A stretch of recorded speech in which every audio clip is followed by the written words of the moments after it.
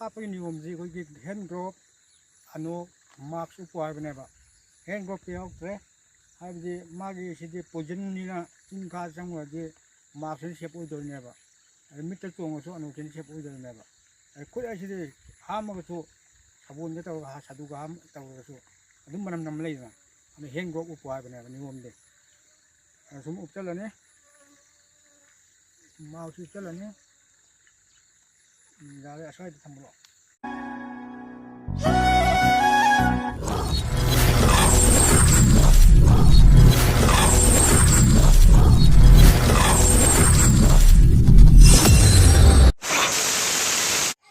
Hello guys असी आइना पुजरीबा mini blog से लबुक मैकै पांगला से हाइबा मिनी ब्लॉग तुनी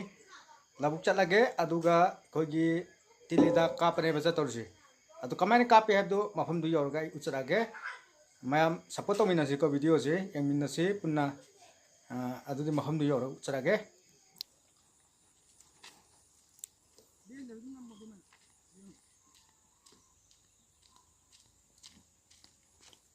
सारे नोंसारे नि गुमो तुंदे हादे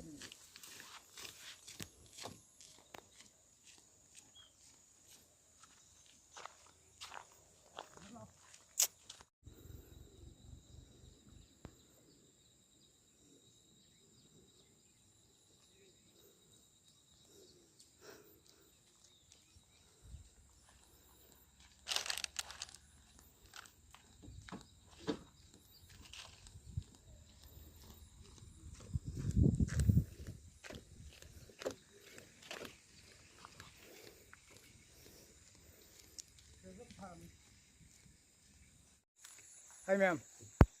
labuk jauh ko, aduh labuk jauh re, hita hujan hita kapto ke, hita kap sih, ayo mari ne, ayo anok tu tiga, anok ti, hai, tahu apa? Oh, hita kap itu ucara ke ko mem, aduh kemain kap ya itu, emina se, hita tu tiga. हिदाक सी कोई मनादा कोई तीन फौनादा कोई अंगू पक्पदुनेबा अदु करी हिदाक no हाइबदि मयाम कोई हमला हाइरिको हमला ने अदु सि लैरे सिसिनि कापतरसिको मखुम कोई सिगी सिदा पम सिदा मखुम हापनेबा अदुगा कापगे खराबदि हेलगसु तीन तारदुगी मतुंग इना हापने अदु कापदु उचरागे मैम सासु सारे नों सासु याम आना मखुम ममा आइबे कराय कायदुगा थांगोदि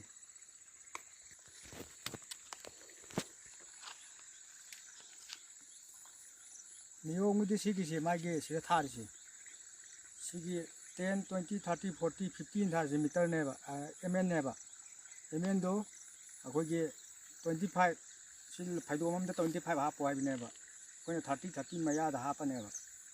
अदो सिगी फाइदो सिसिनदि अनि चाइबे आनिदना अदुदि कोइना अमम हापै वानेबा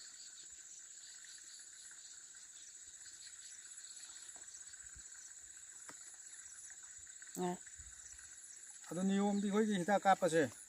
मास्क अनोक अदगी काइगे उपो हाइबनेबा कई है तारे हैंड ग्लोव का ऊपर है हैंड ग्लोव ती प्रोक्टरे नो पुरे अदे मास्क पुरे सिंह लौदे कल्ले आइदो तबी आइदो हदि लोरे हे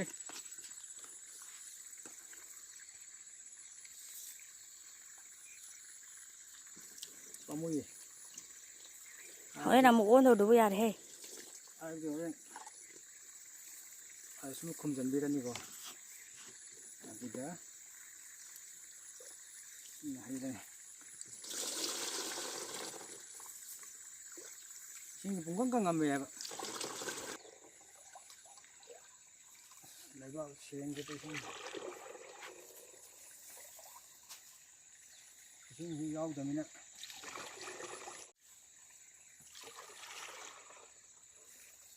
aku tuh apa hai nam gitu sini tuh nambah nama apa 예? 나무는 나무 농아에 보시면 nga지လေ 한번 소금은 나와.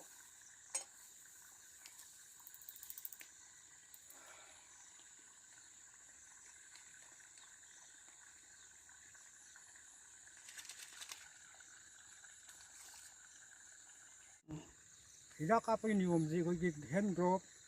anu marks upuai beneba hand growth yang tre hari magi sidi pojen ni na tingkat semua di marks ni siapa udah beneba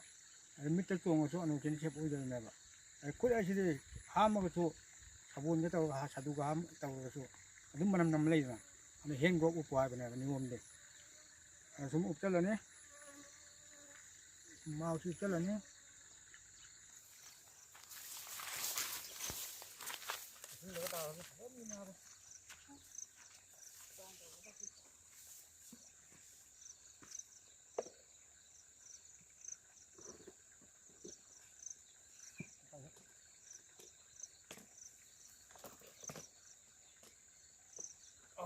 em bapak udah main mana me ngau thadu ko sana ngau thăm biết ơi bị đâu cái con ta lại ố anh thuốc này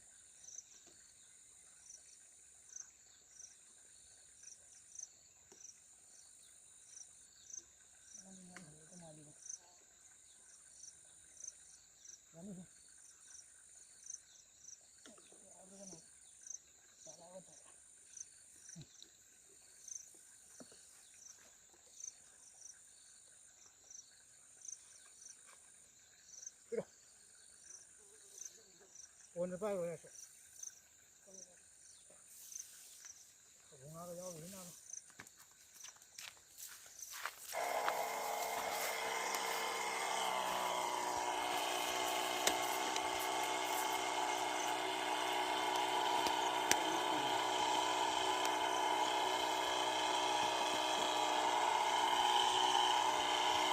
bảo đây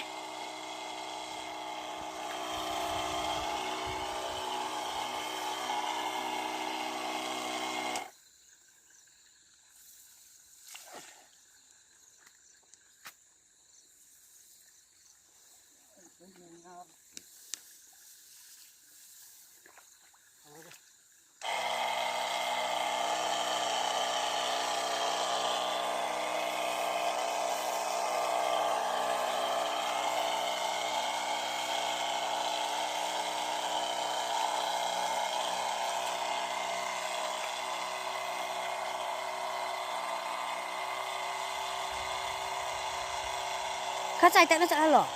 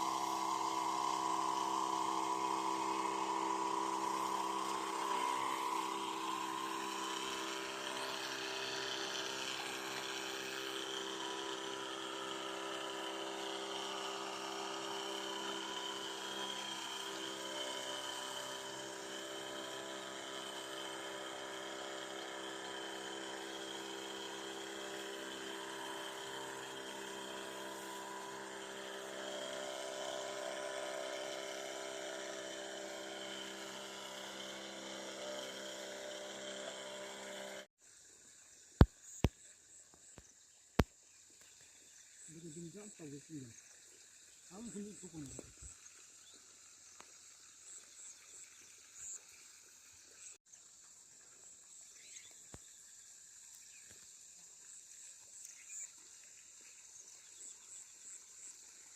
나도 힘들어.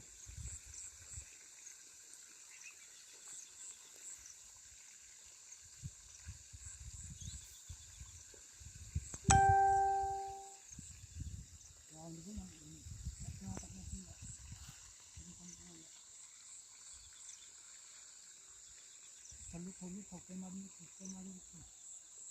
nó cũng thùng bây giờ cái nhà ăn mình bây giờ làm chỗ không tàn rồi cái mâm không gì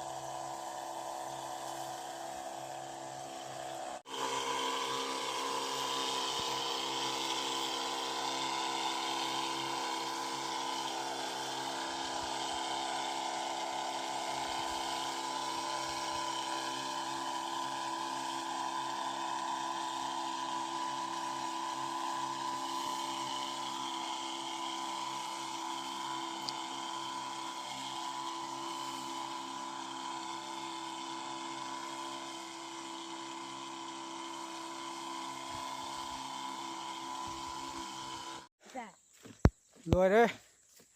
đấy cà rê gì lùi đó cà rê gì why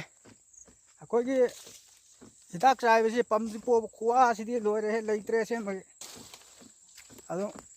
isan pa nga pha ki si nga le nga pha ki si ado irai oi ba phai di oi ba si si ko ado na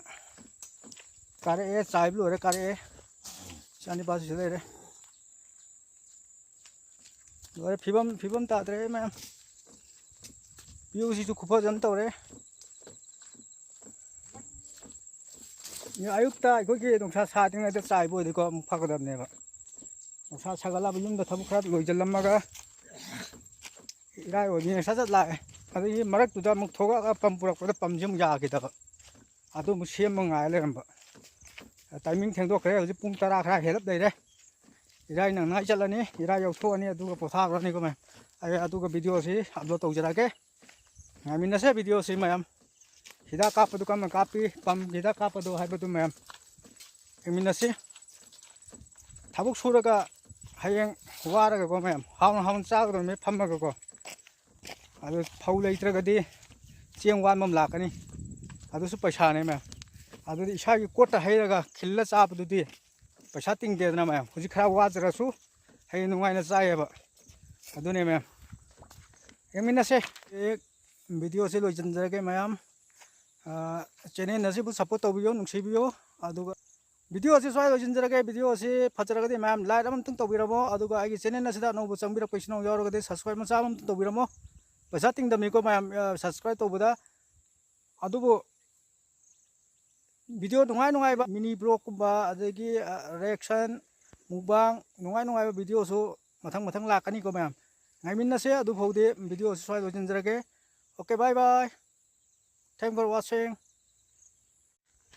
share to much bye bye bye bye